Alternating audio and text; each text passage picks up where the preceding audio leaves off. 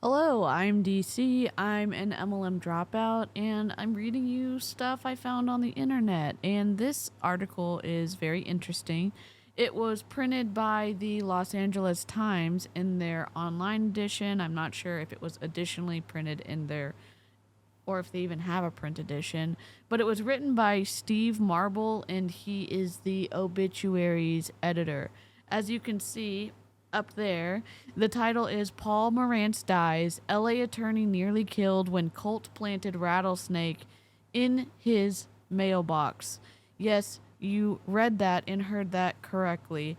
I'm going to read this directly from the article because I had no idea this was even a thing. Amazing people have been doing all of incredible work against cults, against people taking advantage of others for a long time. This situation happened in 1978, and I'm going to tell you a little bit about it according to the article. And the article starts, quote, as he charged after the cults in quasi-religious and self-help groups he believed had duped, imprisoned, or brainwashed his many clients, it wasn't lost on Paul Morantz that he was putting himself in peril. After winning a $300,000 judgment against Synanon, a once respected drug rehab group that had devolved into a paranoid paramilitary cult, the ice under his feet got even thinner.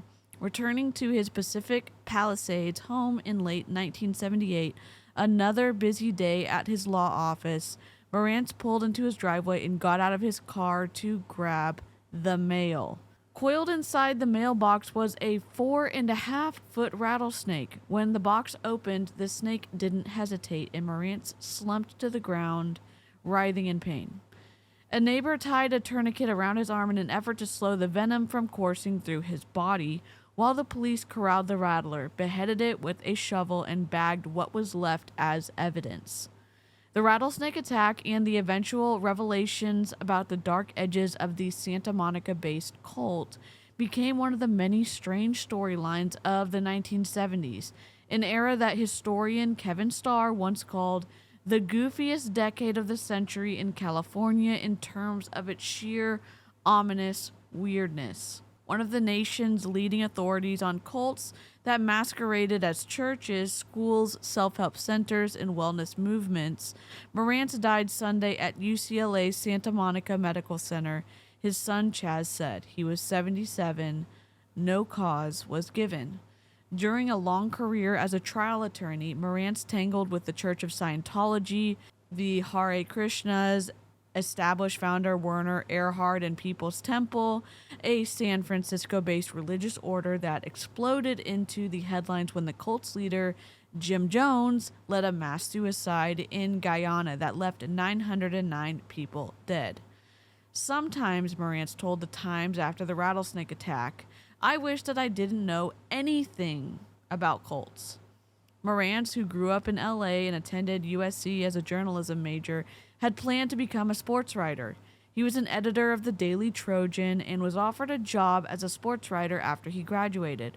When he got a look at the pay, he changed course and decided to go to law school instead. He worked as a public defender before opening his own practice. His opening salvo was spectacular. A class action lawsuit on behalf of a group of homeless people who claimed they'd been kidnapped, placed in nursing homes at the state's expense, and had their Social Security benefits stolen. The suit convinced county supervisors to open an investigation in the district attorney's office to form a task force on nursing home crimes. As Morantz lay for 6 days in a hospital bed recovering from the rattlesnake bite, police and reporters began to put the pieces together. A car that a neighbor had seen pull away from Morantz's house was traced to a ranch in the Tulare County, where Synanon spiritual leader Charles Dietrich operated a commune. A search of the vehicle turned up a fingerprint that matched one of Dietrich's so-called Imperial Marines, a no-nonsense security detail unafraid to employ violence should the moment call for it. Police arrested Dietrich on suspicion of conspiracy to commit murder, and 2 of his Imperial Marines, one being the son of big band leader Stan Kenton, on attempted murder charges for placing the rattlesnake in the mailbox. During a lively 7-week preliminary hearing, Prosecutors played a tape recording of DeeCee discussing how his followers should handle lawyers such as Morantz. Quote, "I'm quite willing to break some lawyer's legs and then tell him, next time I'm going to break your wife's legs, and then we are going to cut your kid's ear off. Try me. This is only a sample." The hearing also served as a sampler box of Synanon's alleged extremes. Members forced to dissolve existing marriages and select new partners, members held against their will, mandatory abortions for women, guns and munitions stockpiled. And then there was the snake, now floating in formaldehyde and introduced as Exhibit 1. DeeCee and his 2 followers pleaded no contest, avoiding trial. The followers each got a year in jail, while DeeCee was sentenced to 5 years probation in order to give up control of Synanon.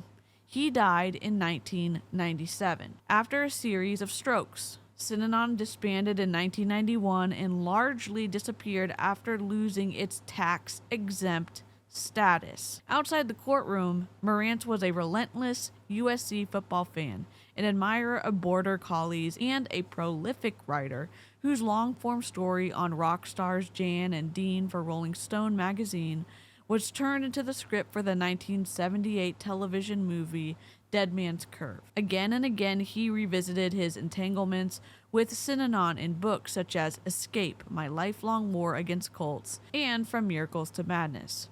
In a story on his blog about John Walker Lind, who moved to Afghanistan as a youth to aid the Taliban just before 9/11, Morantz wondered whether he was really the radicalized terrorist that authorities saw or just another impressionable soul who's been brainwashed. And in an opinion piece in the Times last year, he suggested that, in his professional opinion, former President Trump might be the most influential cult leader in America. "When Trump was elected, I became greatly depressed," he wrote. "It felt like Charles Dietrich's won. Dietrich always bragged he could run a country, and now he was president of the United States. For every speech of Dietrich's on violence or any other subject, I could find a match in a speech by Trump." Morantz is survived by his son Chaz and 2 granddaughters. There are people from all walks of life trying to speak up and stand up against undue influence and cult tactics and cults in general. I know that some information in this article might make you feel a certain kind of way, but I think recognizing the people who have done hard work and suffered the consequences for standing up to people who are doing wrong in the world needs to be highlighted. And I will start adding these to my feed. Hope you enjoyed it, and I'll see you next time.